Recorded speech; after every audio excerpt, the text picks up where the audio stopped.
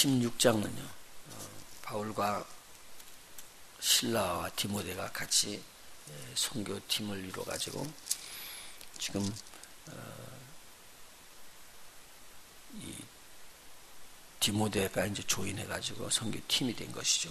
그래서 어디로 가서 복음을 증거하냐면 소아시아에서 복음을 증거하라고 그러는데 하나님께서 환상 중에 저희를 보여주어서 마게도냐 사람이 와가지고 건너와서 자기를 도우라고 합니다. 그러니까 지금 마게도냐 지역은 유럽이 시작되는 데고 이쪽은 소아시아고, 그러니까 아시아에서 유럽으로 넘어가는 관문을 지금 이야기하고 있었습니다. 이 소아시아에서부터 유럽으로 넘어가서 복음이 증거되는 일을 하나님의 성령께서 인도하심으로 하게 되었다.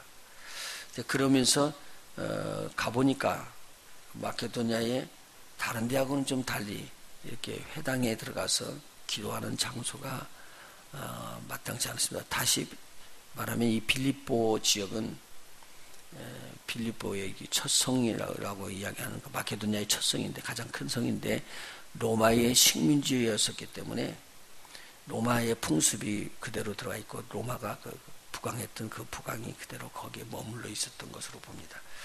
근데 그곳에 두아디라에서 염색해가지고 옷을 갖다가 파는 이 루디아라는 여인이 있었는데 그 루디아의 마음문을 하나님께서 마음을 열어주셔가지고 바울의 말하는 내용을 잘 들을 수 있도록 청종하게끔 했습니다.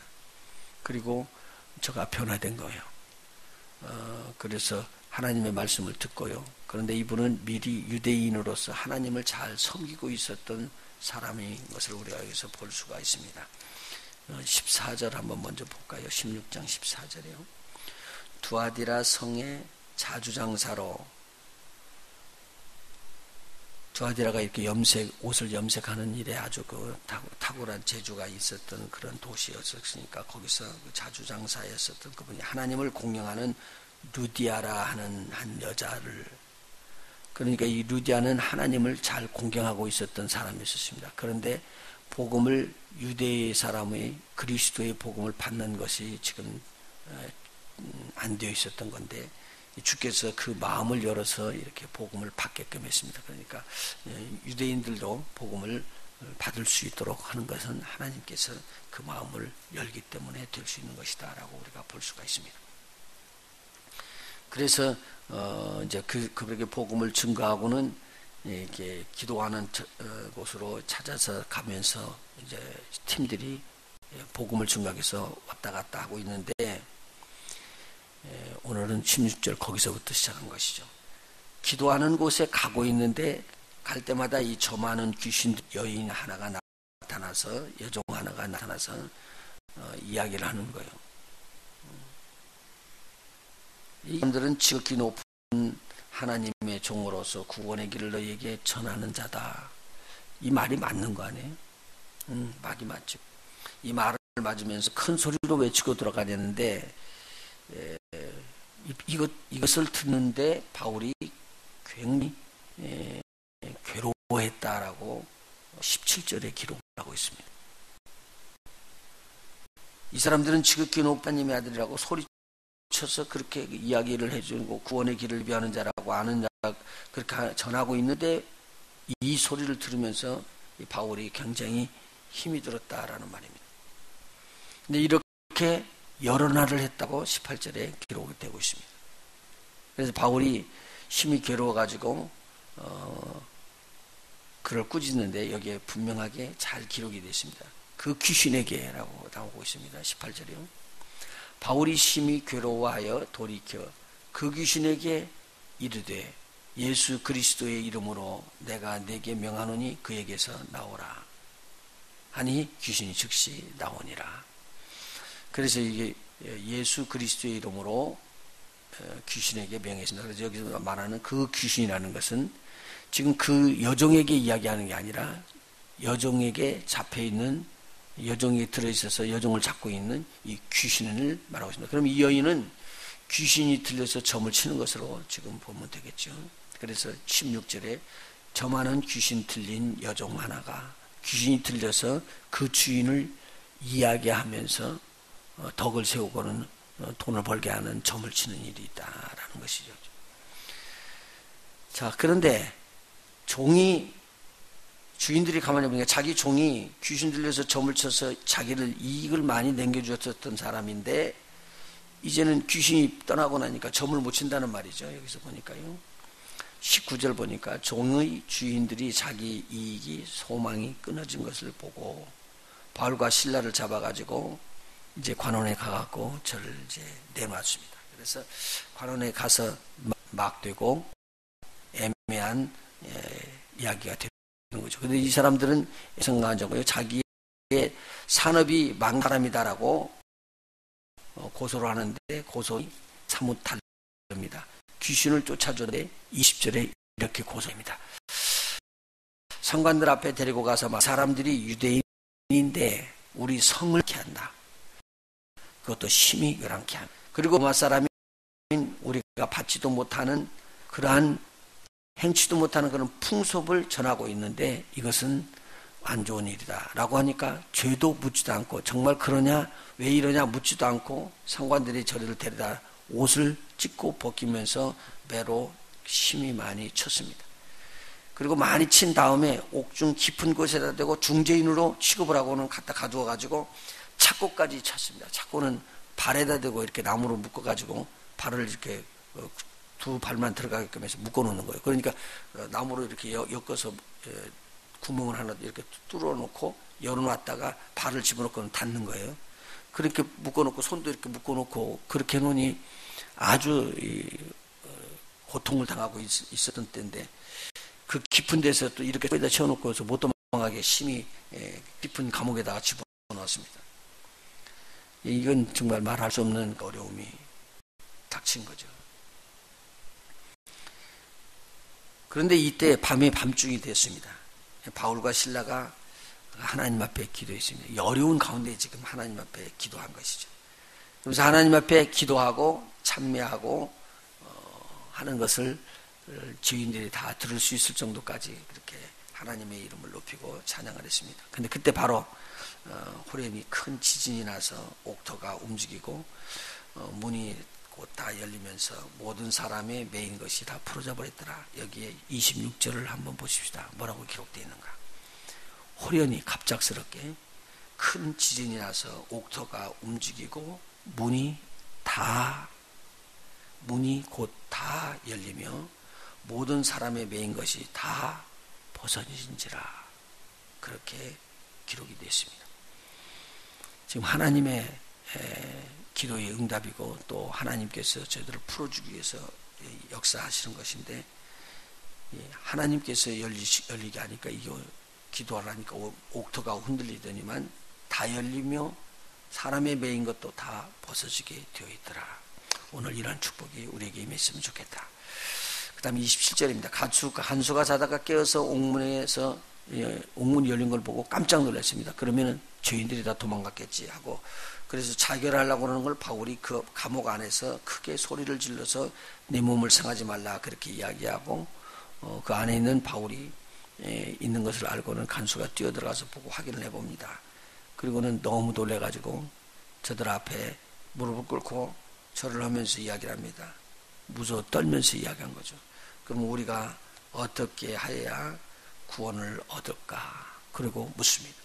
그런데 이때 바로 바울이 이야기를 해줍니다. 주 예수를 믿으라. 그리하면 너와 네 집이 구원을 얻으리라. 그래서 이 말씀을 그분들이 다 받았습니다. 그래서 그들에게 집에 들어가서 복음을 증거하고 그 밤에 이제 간수가 자기 집으로 옮겨가지고 다 매맞은 자리를 씻고 그리고 저들에게 세례를 다 받고 말씀을 듣고 그리고는 상을 차려주고 또 음식을 먹는 것을 여기서 볼 수가 있습니다. 그리고는 저들이 다 하나님을 믿음으로 크게 기뻐하였더라. 자, 빌립보 교회가 루디아로부터 시작됐는데 이렇게 해서 이 간순의 가정 전체가 다 믿었습니다. 당시 예수를 믿는 사람들은 믿는 사람들끼리 이렇게 모일 것이라고 제가 추측을 하면 이때 이제 교회가 한 가정이 또 늘어나고 루디안의 가정 그리고 또 이 가정 그리고 그 친구들이 이제 모여 들어가서 같이 복음을 들으면서 교회가 형성이 됐습니다. 이것이 지금 빌립보 교회가 이루어진 것입니다. 자, 그리고는 자, 한번 보시죠. 40절에 마지막 절에 두 사람이 이제 옥에서 나오게 돼가지고 루디아의 집에 들어갔다고 여기 기록되어 있습니다. 지난번에도 같이 읽었습니다. 루디아의 집에 들어가서 형제들을 만나보고 이미 복음을 받고 믿음 안에서 주의 형제가 된 사람들이 거기에 있었다는 말이거든요. 그러니까 루디아의 집에 있으면서 기도하는 처소에 다니고 또 거기 있는 좋은 친구들을 또 서로들 만나가지고 복음을 증거했더니 저들이 하나가 되고 위로를 받을 수가 있었던 것을 볼 수가 있습니다. 이것이 40절입니다. 그런데 여기에서 이제 또 다른 말이 나왔는데 바울이 로마 시민이었다는 거죠. 그러니까 아마 로마 시민이었는데 관원들이 때리고 그랬을 때 내가 로마 시민이다라고 이야기를 했으면 아마 안 때렸을 거라고 봐요. 왜냐하면 오늘 여기서 읽어보니까 그 말이 나오네요. 상관들이 간수에게 이제 됐으니까 그 사람 내보내라. 그렇게 사람을 보내서 이야기를 해줍니다. 바울이 이 말을 듣고 난 다음에 37절에 내가 로마 사람인데 우리를 죄로 정지 않고 네가 공중 앞에서 때리고 옥에 가두었다가 이제 살짝 가만히 놓아주려고 그러느냐. 너희들이 친히 와서 나를 데리고 나가지 않으면 나갈 수 없다. 이렇게 이야기하니까 이 소리를 듣고는 지금 로마 사람이라는 소리를 듣고 나서 깜짝 놀라서 저대로 내려와 가지고는 옥에서 친히 이 사람들을 데리고 나갔더라. 그 말입니다. 그 말은 지금 바울이 이 자기의 형편이 어떻고 자기가 로마 사람으로서 어떤 고난이 있는 것도 다 알고 있었습니다. 그런데 오늘 여기서 그 이야기를 하지 않고 문매를 맞은 것을 봅니다. 그 말은 뭐냐면 저들이 상관치도 않고 공적인 재판을 받지도 않고 무조건 바울을 갖다가 때렸다는 말이죠. 그러니까 이제 어떤 말이 되냐면 하나님 일을 한다고 열심히 일을 하고 있었는데 그리고 귀신을 쫓아줬는데 그냥 애매한 일이 일어난 거예요. 당치도 않은 일들이 일어나가지고 이것을 사람들이 한 일이라고 봐야 될까요? 영적으로 보면은 사람들이 한 일이 아니라 영의 세계가 한 일로 봐야 되겠죠. 되게 맞은 거예요. 그런데 내가 좋은 일 하나님의 일을 잘해놓고 나서 굉장히 얻어맞아가지고 아주 사람들이 볼 때는 이제는 끝났다 할 정도까지 얻어 터지고 깊은 데 들어가고 착고에 채기고 그런데 그때 하나님께서 역사를 하셨습니다. 하나님께서는 하나님의 바른 일을 하게 되면 하나님이 꼭 지키신다는 것을 오늘 여기서 보이면은 알려주고 있는 것을 우리가 볼 수가 있습니다. 그리고 로마의 시민을 가지고 있었지만 이 로마의 시민의 특권을 쓰지 않고 하나님에게 모든 것을 다 맡기고 나가고 있는 것을 봅니다. 아마 세상적으로 방법으로 말하면은 그렇지 않고 다 이야기를 했었으면 당하지 않았을 것이다. 그런 생각이 들고 있는데 아마 바울이 무슨 생각을 하고 있어서 그냥 매로 때리고 맞고 옷을 찢고 막 그런 어려움을 주고 있을 때도 아무 소리를 안 했는지 기록은 안 했지만 바울은 우리 하나님 앞에서 내가 여기까지 복음을 증거하고 온 것은 하나님의 크신 은혜다. 그런데 그 하나님께서 나를 지켜주실 것을 믿는다. 그리고는 확신에 서 있을 것이다. 라고 우리가 볼 수가 있습니다. 오늘 이게 선교 가시는 분들에게도 도움이 되는 말씀인데요. 하나님에게 초점을 맞추십시오.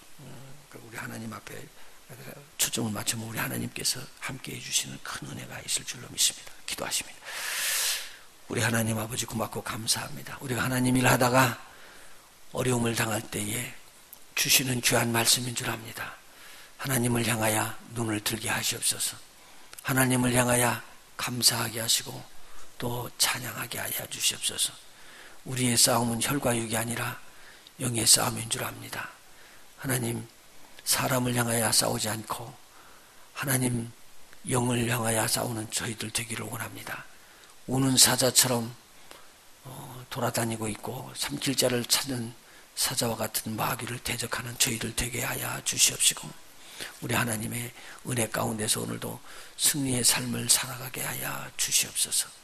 예수님의 이름으로 간절히 기도하옵나이다. 아멘.